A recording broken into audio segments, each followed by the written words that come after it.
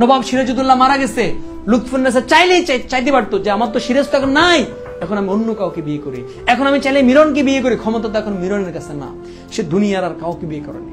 সে এই অবস্থাতে এই সিরাজউদ্দৌলাকে যেখানে কবর দেওয়া হয়েছে, এই সিরাজউদ্দৌলাকে যেখানে কবর দেওয়া হয়েছে, ওই কবরের পাশে ছোট্ট একটা বাড়ি বানিয়েছে, ছোট্ট একটা বাড়ি। ওই বাড়ির মধ্যে সে আজীবন, সে তার বাকি জীবন এই কবরের পাশে, সিরাজউদ্দৌলার কবরের পাশে সে কাটাইছে। এটাকেই বলে ভালোবাসা। সিরাজ মারা গেছে, লুৎফুন্নেসা চাইলো এখন অন্য কারো কাছে চাইতে পারতো।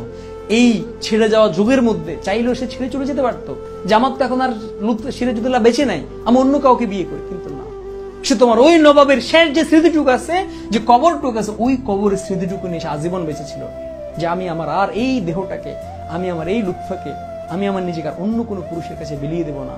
ওই নবাবের স্মৃতি নিয়ে এসে সে চাইলেই তোমার রাজপ্রাসাদে মিরনের সাথে থাকতে পারতো, থাকে নাই।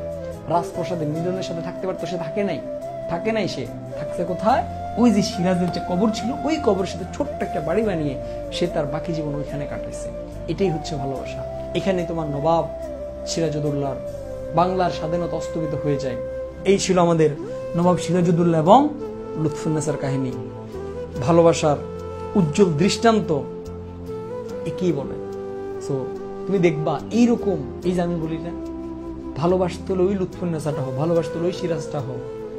যখন ক্রান্তিকালীন মুহূর্তে সিরাজের পাশে একটা মানুষও নাই, দাঁড়াইছে কে? লুৎফা দাঁড়াইছে।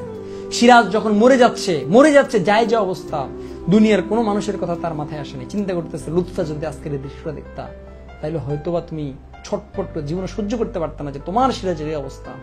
আবার ওই লুৎফা সিরাজ মরে যাওয়ার পরে চাইলেই মিরনকে বিয়ে করে সুখে থাকতে পারতো, কিন্তু না, সে করে নাই। সে তার বাকি জীবন সিরাজের কবরের পাশে একটা ছোট্ট একটা বাড়ি করে সে সেখানে তার জীবন যাপন করছিল।